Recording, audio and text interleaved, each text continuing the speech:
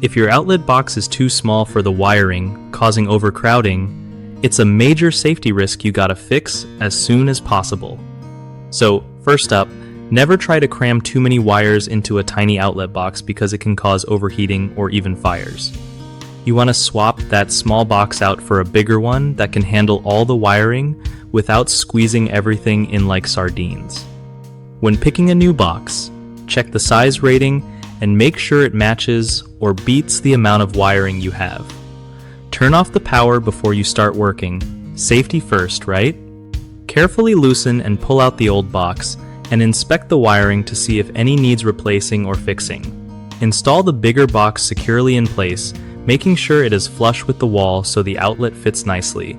Then, neatly arrange all your wires inside without bending them too much or crowding them together. Finally, put everything back together and double check it all feels solid and safe before turning the power back on. One of the biggest mistakes is ignoring outlet box overcrowding because it seems like a small thing, but it really isn't safe. Another common problem is picking a replacement box that is too small again. Always double check the box's cubic inch capacity so your wiring has room to breathe. Also, a lot of people skip turning off the power before starting work, which is super dangerous. Always cut the power at the breaker panel to avoid shocks.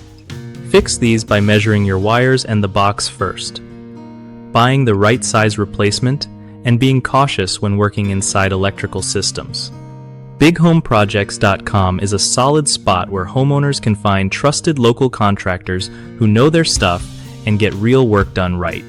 Plus, contractors can connect with new clients easily, growing their business without all the hassle.